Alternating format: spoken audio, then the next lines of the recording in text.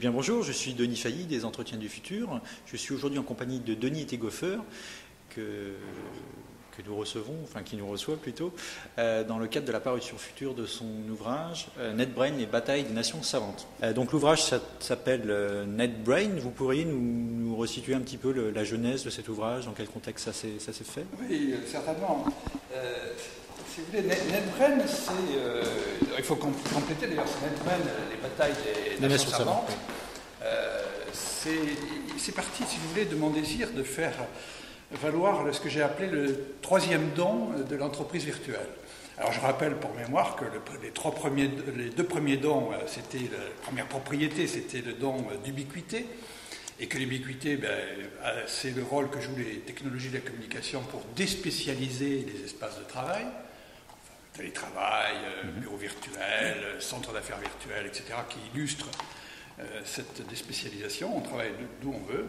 Et puis il y avait une deuxième propriété ou un deuxième don, c'est comme je m'amusais à les appeler, qui relève cette fois-ci de la permanence, du phénomène que je peux travailler d'où je suis, mais en même temps en permanence. Donc, ce don-là, c'est la dérégulation des temps.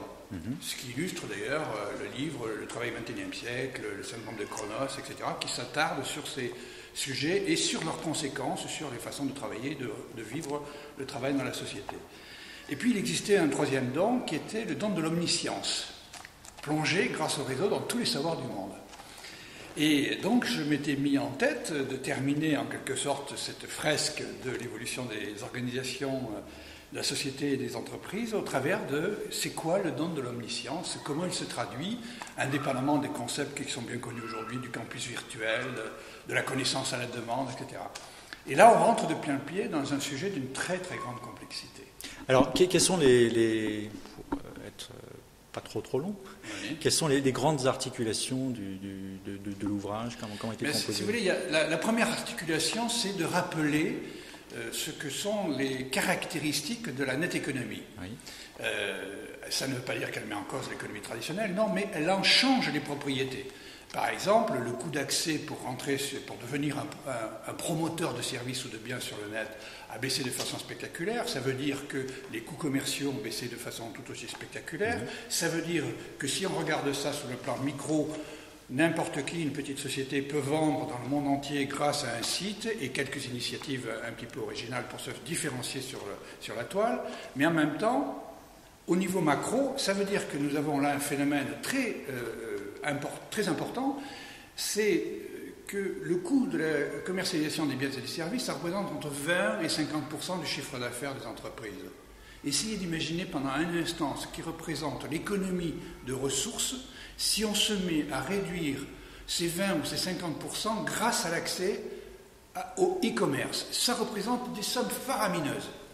Et à ce moment-là, on s'aperçoit qu'il existe derrière cette idée un second phénomène, c'est que le net participe à l'éco-efficience des organisations. D'où, deuxième explication, c'est quoi l'éco-efficience? Oui, que vous développez assez dans votre ouvrage. Et là, on est obligé d'aborder le fait qu'on voit les biens tangibles se transformer progressivement en biens numériques. Donc ça veut dire que hier, là où il y avait des consommations de matières premières, qu'il y avait des consommations de ressources pour déplacer des objets ou des services, là, ça va se passer encore en réseau. Donc ça devient, l'économie numérique devient un acteur clé du développement durable et de l'économie en général. Donc, on va s'apercevoir que pour produire cela, il faut quelque chose de plus. Et ce plus, c'est quoi? C'est des idées. C'est des idées. C'est-à-dire qu'il va falloir injecter de l'intelligence et du savoir dans ces biens et ces services pour se différencier. Et ceci va être d'autant plus important que je suis obligé, dans une première partie de mon travail, d'expliquer que nous rentrons grâce au net dans ce que j'ai appelé l'économie low cost, c'est-à-dire l'économie à petits coûts. Ça veut dire que ça joue sur la façon d'organiser les entreprises, c'est la light organisation, si on veut le jouer modèle anglo-saxon. En tout cas, ça veut dire que ce sont des organisations légères qui continuent à croître en consommant le moins possible de ressources. Et ceci, on l'a déjà constaté dans le domaine du travail. Aujourd'hui, plutôt que d'embaucher des gens, on cherche à trouver des gens ou des secteurs ou des experts qu'on va utiliser à façon. Donc aujourd'hui, le télétravail ne sert pas simplement à déplacer une ménagère qui reste à la maison un mercredi matin parce qu'on a un bon patron, ça devient aussi un moyen d'accéder à la compétence, à la demande selon besoin.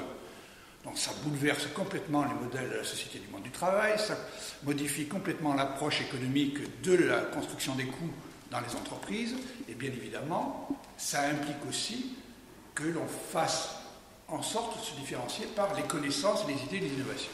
Et c'est là que démarre la deuxième partie de mon travail, c'est quoi l'économie des savoirs, c'est quoi l'économie des connaissances, quelles en sont les grandes caractéristiques, et au fond, sommes-nous, nous, Français, armés dans le cadre de cette économie des connaissances.